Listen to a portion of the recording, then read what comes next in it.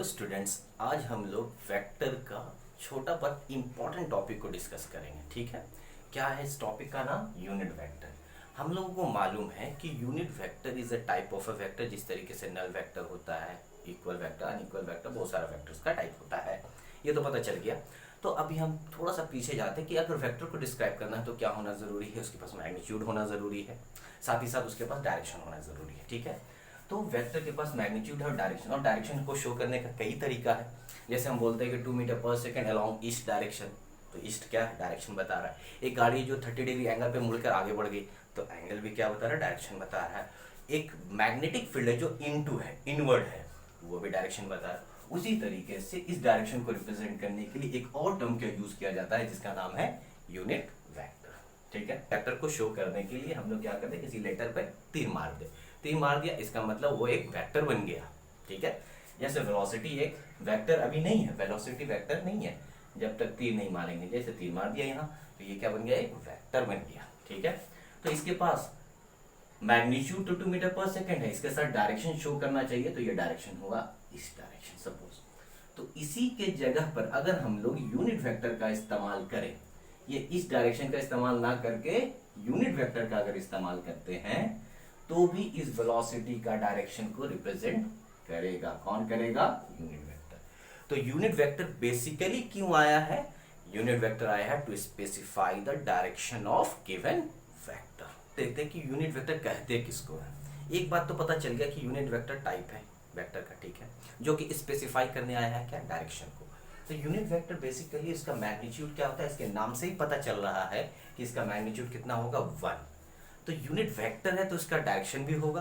तो सबसे ज्यादा इंपॉर्टेंट पार्ट होता है ये। अगर कोई पूछा जाता है कि what is the direction of the unit vector, तो सीधा दिमाग में आता है आई कैप, जे कैप, के कैप। ठीक है, लेकिन इसका जो डायरेक्शन होता है वो दिए हुए वेक्टर की तरफ होता है। इसका कहने का क्या तात्पर्य है, क्या मतलब है, ये समझते हैं। कि जैसे मान लो कोई एक वेक्टर दिया हुआ है, ठीक है, तो यूनिट वेक्टर भी इसी के तरफ होगा। नहीं आया? फील नहीं आया? अब देखो आएगा। यूनिट वेक्टर भी इसी के तरफ होगा। हम सिर्फ इतना जानते हैं, इसका मैग्नीट्यूड कितना होगा? 1 होगा।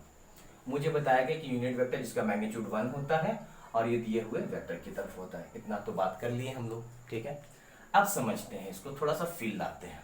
कैसे लाएंगे फील? देखो, ये जो लाइन है एक वेक्टर ए है, ये जो लेंथ है ये रिप्रेजेंट करता है किसके? इस वेक्टर के मैग्नीट्यूड को, और इसका जो हेड है वो बताता है इसके डायरेक्शन को। मान लो कि इसका वैल्यू दिया हुआ 5 यूनिट। क्लियर? इसका 5 यूनिट देने का क्या मतलब है कि ये जो हिस्सा बना हुआ है, मान लो 5 पॉइंट पे बना हुआ है, ठीक है, 5 हिस्सा, जिसका एक का मैग्नीट्यूड कितना है? 1 है। इसको अगर हम निकाल के बाहर करेंगे तो कोई पूछेगा तो ये क्या लिखेंगे? जिसका मैग्नीट्यूड कितना हुआ? 1। ठीक है, और इसका जो डायरेक्शन है वो किधर हो गया? वेक्टर की तरफ। तो ये क्या क्या कहलाया? एक यूनिट वेक्टर। क्यों? क्योंकि इसका मैग्नीट्यूड 1 है और इसका डायरेक्शन दिए हुए वेक्टर की तरफ है। अब इसको शो करने के लिए, जैसे वेक्टर को शो करने के लिए इस पर तीर मारा जाता है, इसके मैग्नीट्यूड को शो करने के लिए सिर्फ ए लिया जाता है या फिर मॉड ए लेते हैं, उसी तरीके से यूनिट वेक्टर को दर्शाने के लिए, शो करने के लिए उस पर टोपी पहना देते हैं। मतलब कोई भी एक वेक्टर है उस पर टोपी पहना दो तो ये क्या बताएगा? This is known as unit vector of vector A का यूनिट वेक्टर। तो अब हम इसको बोल सकते हैं ए कैप। बात तो समझ गए कि यूनिट वेक्टर जिसका मैग्नीट्यूड 1 होगा, डायरेक्शन अलोंग गिवन वेक्टर होगा। ठीक है, जिस तरीके से बी वेक्टर इधर है तो इसका यूनिट वेक्टर भी इधर हुआ, सी वेक्टर इधर है तो इसका यूनिट वेक्टर भी इधर होगा। अभी थोड़ा देर पहले एग्जांपल जो लिए थे कि ए वेक्टर का मैग्नीट्यूड कितना है? 5 यूनिट। इसका कहने का क्या मतलब हुआ? ये जो छोटा छोटा स्टेप है वो कितना कितना मैग्नीट्यूड का है?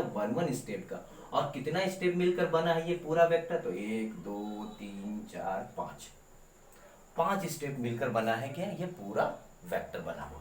तो हम इस पूरा वेक्टर को, टोटल वेक्टर को कुछ ऐसा कर सकते हैं कि पहले लिख लें क्या? ए कैप, और उसमें मल्टीप्लाई कर दें किससे? 5 से। मतलब ये 5 छोटा छोटा टुकड़ा, 1 का टुकड़ा मिलकर 5 बन गया। तो अब हम बोल सकते हैं कि पूरे वेक्टर को रिप्रेजेंट करने के लिए ये 5 क्या था बताओ? इस वेक्टर का मैग्नीट्यूड था कि नहीं था? तो इस पूरा वेक्टर को रिप्रेजेंट करने के लिए इसका मैग्नीट्यूड की आवश्यकता होगी। ठीक है, ठीक। और इसका डायरेक्शन को कौन शो कर रहा है? आपका यूनिट वेक्टर। अब कोई पूछेगा ठीक है इस वेक्टर का डायरेक्शन किधर है, तो यूनिट वेक्टर का डायरेक्शन की तरफ। कोई पूछता है यूनिट वेक्टर का डायरेक्शन किधर है, तो ए वेक्टर की तरफ। दोनों बात बराबर हुआ। तो इससे एक फार्मूला जनरेट हुआ, क्या है देखो, किसी भी वेक्टर को ये क्या है उसका मैग्नीट्यूड लिख सकते हैं इनटू यूनिट वेक्टर लिखा जा सकता है। तो कोई भी वेक्टर क्या होता है उसके magnitude into unit vector. Clear हुआ बात यहां तक? मतलब किसी भी वेक्टर को, मान लो बी वेक्टर को लिखेंगे तो इसका मैग्नीट्यूड लिखेंगे, इसका यूनिट वेक्टर। तो यहां से अगर हम यूनिट वेक्टर निकाल दें तो यूनिट वेक्टर का फॉर्मूला आ जाएगा वेक्टर डिवाइडेड बाय मैग्नीट्यूड। तो रटना नहीं है, ध्यान देना है कि पूरा वेक्टर को कैसे रिप्रेजेंट किया जा सकता है। ध्यान से मैग्नीट्यूड होना चाहिए, डायरेक्शन होना चाहिए। तो ये इसका मैग्नीट्यूड हो रहा है और इस वेक्टर का डायरेक्शन को शो करने के लिए क्या आ रहा है, एक है, and this is known as unit vector. अब फील आया